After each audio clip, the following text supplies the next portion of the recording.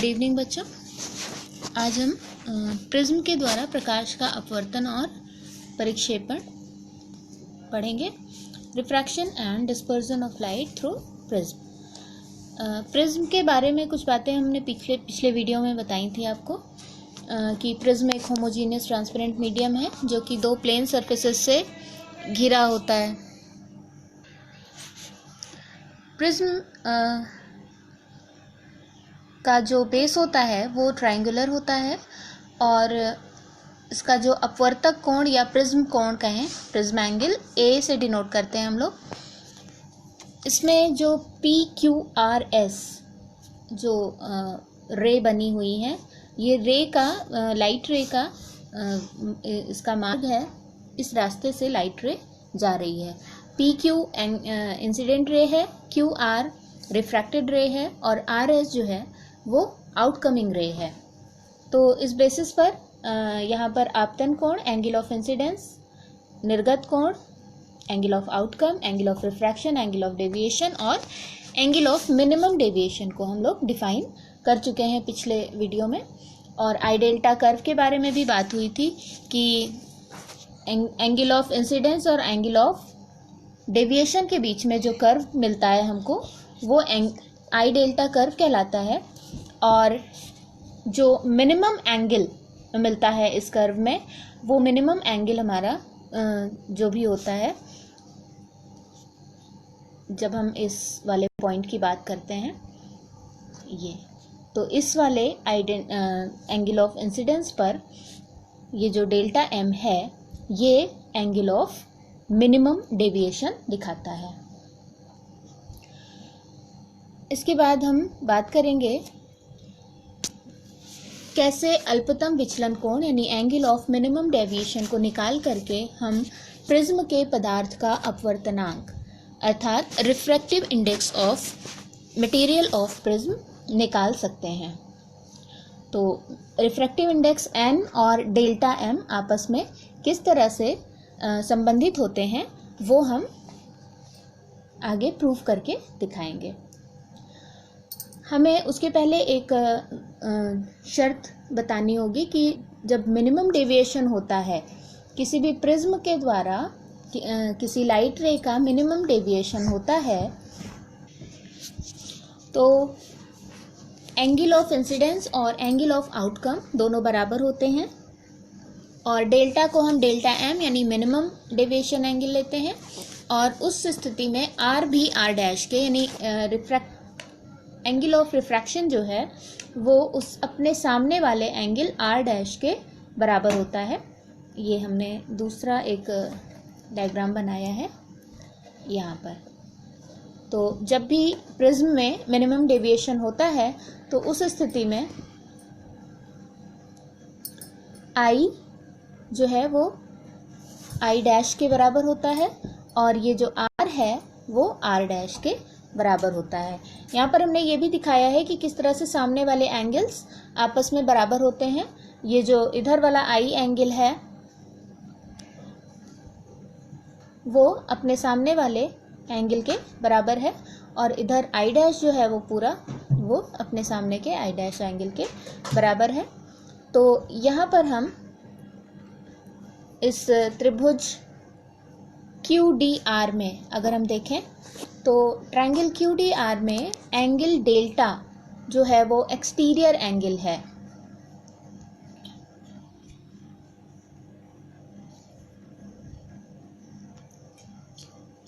ये है हमारा ट्रायंगल QDR और QDR के बाहर ये जो एंगल बन रहा है ये है डेल्टा और डेल्टा हमें दिखाई दे रहा है कि QDR का एक्सटीरियर एंगल यानी बहिष्कोण कहलाता है। तो इस आधार पर हम डेल्टा को लिख सकते हैं कि delta is equal to angle DQR plus angle DRQ। Geometry में जो एक्सटीरियर एंगल होता है वो दो इंटीरियर एंगल के सम के बराबर होता है। अब DQR का मान जो है वो I माइनस R होगा और DRQ का मान होगा I dash minus R dash. ये आपको इस चित्र में दिखेगा यहाँ पर ये जो सामने वाले एंगल्स हैं आई आई इक्वल हैं, तो यहाँ आई की वैल्यू जो है वो R plus I minus R के बराबर है। यानी आई में से अगर हम आर निकाल दें तो वो एंगल डी क्यू आर होता है। इसी तरह से इस आई डैश में से अगर हम आर डैश निकाल दें तो हमें मिलता है एंगल डी आर क्यू। यहाँ पर आई आई डैश और आर आर डैश को एक साथ लिख लिया गया है, तो delta is equals to I plus I dash minus R plus R dash. अब इसी तरह हम देखते हैं rectangle A Q E R में। ये है rectangle A Q E R, A Q E R. ये जो रेक्टेंगल है इसमें एक्चुअली ये रेक्टेंगल नहीं है, ये चक्रीय चतुर्भुज है जिसको हम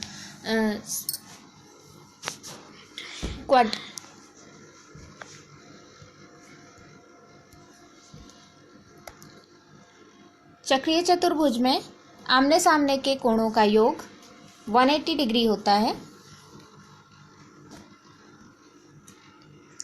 तो a plus E is equals to 180 degree और a की वैल्यू है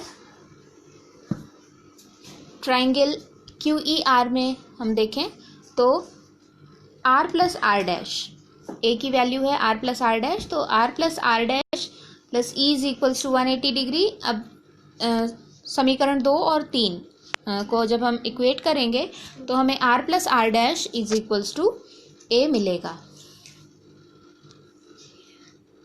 ये इक्वेशन 2 और इक्वेशन 3 को इक्वेट करने पर a is equals to R plus R dash मिल गया। हम इसको जब फर्स्ट इक्वेशन में रखेंगे, इस वाली इक्वेशन में इसका वैल्यू रखेंगे तो delta will be equal to I plus I dash minus A हो जाएगा।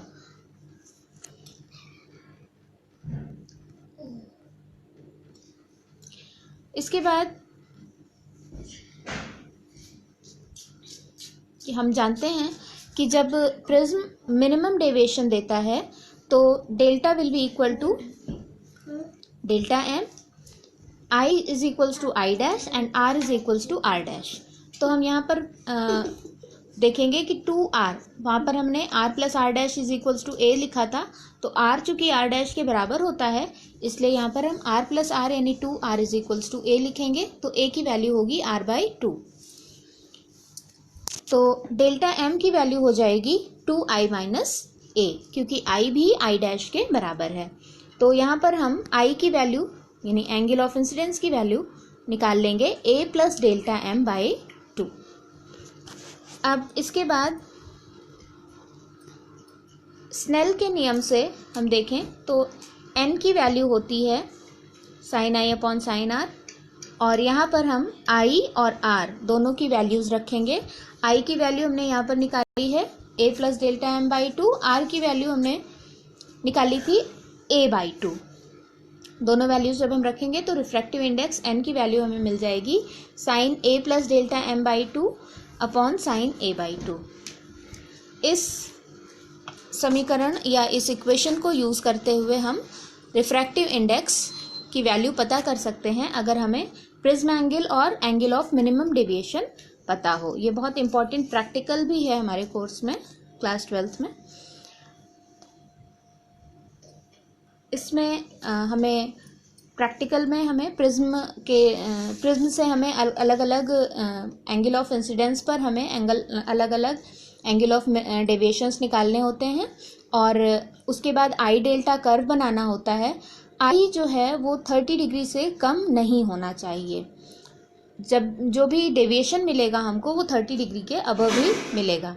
तो आई की वैल्यू 30 डिग्री रखनी होगी। 30 डिग्री के बाद धीरे धीरे बढ़ाते हुए आई की वैल्यू को हमें डेल्टा की वैल्यूज़ निकालनी होंगी और आई और डेल्टा के बीच में कर्व बनाते हैं और कर्व बना करके जो कर्व का जो मिनिमम पॉइंट होता है उस मिनिमम पॉइंट से हम डेल्टा एम की वैल्यू पता कर लेते हैं और डेल्टा एम की वैल्यू पता होते ही हम रिफ्रैक्टिव इंडेक्स को कैलकुलेट करके निकाल सकते हैं इसी फॉर्मूला से। इसके बाद बात करें डेविएशन बाय थिन प्रिज्म।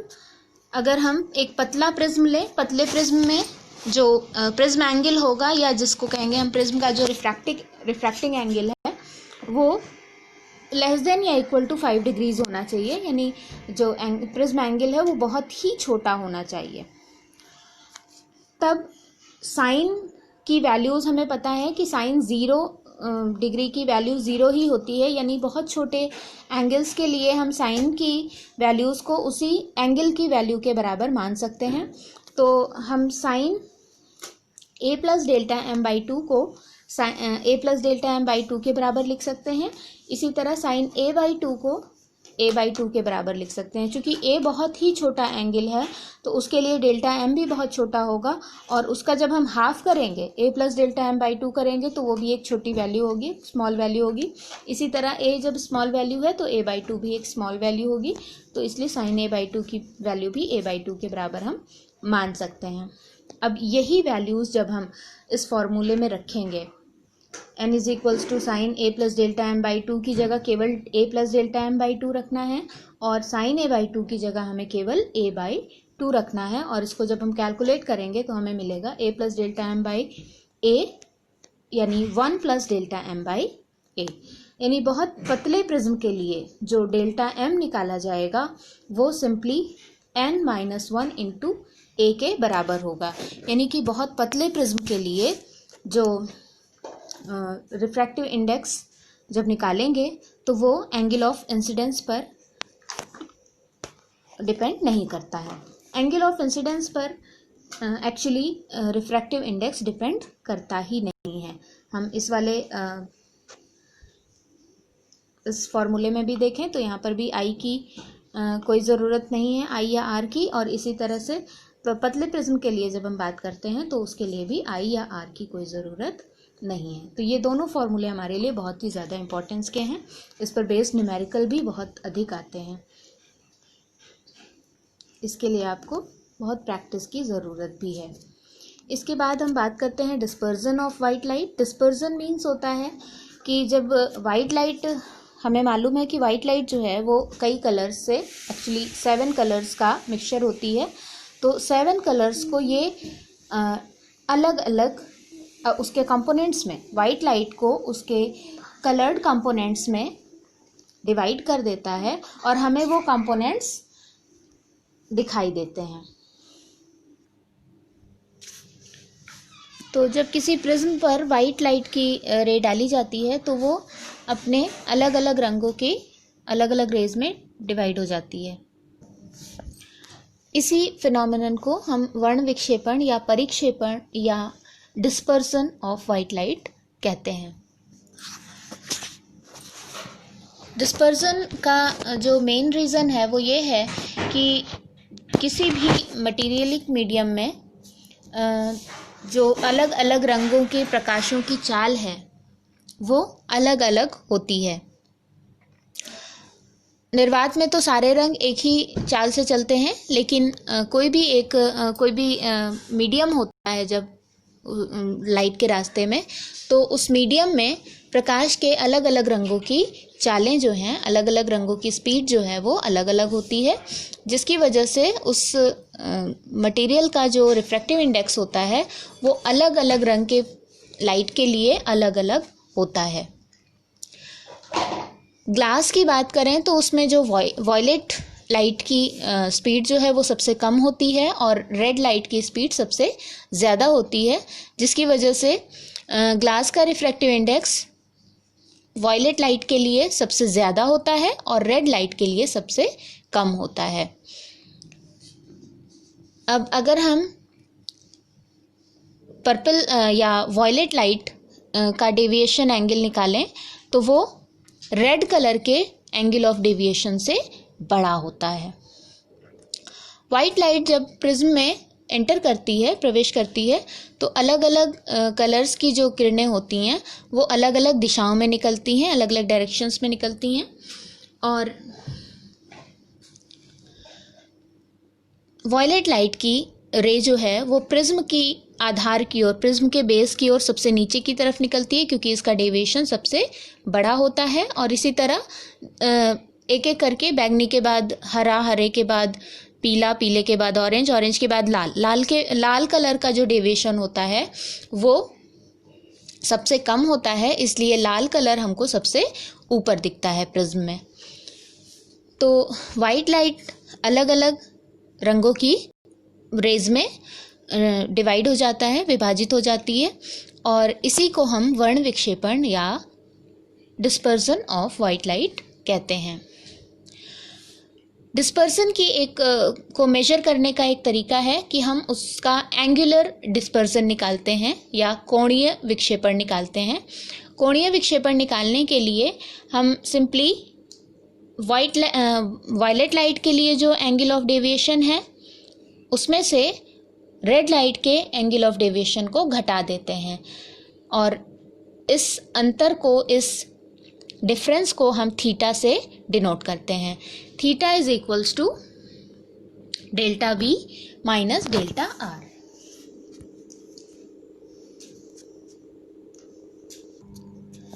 अब थीटा जो है वो कोणीय वर्ण विक्षेपण या एंगुलर डिस्पर्सन कहलाता है। तो और थीटा की वैल्यू होती है delta V minus delta R। अब अगर हम NR और NV लें, NR जो है वो रेड कलर के लिए रिफ्रैक्टिव इंडेक्स है ग्लास का, और इसी तरह NV जो है वो वॉयलेट कलर के लिए रिफ्रैक्टिव इंडेक्स है। तो किसी पतले प्रिज्म के द्वारा अगर हम ये डिस्पर्जन देखें तो उसके लिए हमें डेल्टा R की वैल्यू मिलेगी NR माइनस 1 इंटू A, और इसी तरह डेल्टा V की वैल्यू मिलेगी NV माइनस 1 इंटू A, और थीटा हमें मालूम है delta V minus delta R होता है। ये वैल्यूज़ अगर इसमें रखेंगे तो हमें थीटा की वैल्यू मिल जाएगी NV minus NR into A, यानी वॉयलेट कलर के लिए जो रिफ्रैक्टिव इंडेक्स है NV माइनस रेड कलर के लिए रिफ्रैक्टिव इंडेक्स NR, इनका डिफरेंस, और इंटू प्रिज्म एंगल। चूँकि पतला प्रिज्म ले रहे हैं इसलिए प्रिज्म एंगल जो है वो बहुत ही छोटा होगा, बहुत कम होगा। इसके बाद बात करते हैं डिस्पर्सिव पावर की, वर्ण विक्षेपण क्षमता जिसे कहते हैं। वर्ण विक्षेपण क्षमता के लिए हमें एक और लाइट, एक और येलो लाइट, जिसको येलो लाइट जो है वो सबसे बीच में होती है, तो इसको हम मीन डेविएशन भी कहते हैं। इसके लिए जो भी डेविएशन होता है उसको हम मीन डेविएशन कहते हैं। तो यहाँ पर हम येलो लाइट के लिए मीन डेविएशन ले रहे हैं delta Y is equals to NY minus 1 into A। Dispersive power जो है वो ओमेगा से दिखाते हैं। Omega is equals to delta V minus delta R upon delta Y, और NV minus NR into A upon NY minus 1 into A। Omega की value मिल जाएगी हमको NV minus NR upon NY minus 1। तो actually जो वर्ण विक्षेपण क्षमता है वो कोणीय वर्ण विक्षेपण और मध्यवर्ती किरण के लिए, यानी मीन लाइट के लिए, मीन पोजीशन पे जो लाइट है उसके लिए जो एंगल ऑफ डेविएशन है उसका रेशियो होता है, यानी ratio of angular dispersion and deviation of mean light. Mean light या हम येलो लाइट भी कह सकते हैं इसकी जगह पर। इसके बाद स्कैटरिंग आपके कोर्स में नहीं है इस साल 30% कोर्स रिड्यूस किया गया है, जिसकी वजह से स्कैटरिंग आपको नहीं पढ़नी है। तो इसको आप अच्छे से रिवाइज कर लीजिएगा, और इस पर जो भी बेस्ड न्यूमेरिकल्स हैं, डिस्पर्सिव पावर, एंगुलर डिस्पर्सन या रिफ्रैक्टिव इंडेक्स वगैरह के प्रिज्म पर बेस्ड जो भी न्यूमेरिकल्स हैं उनको आप उनकी प्रैक्टिस ज़रूर कीजिएगा। थैंक यू बच्चों।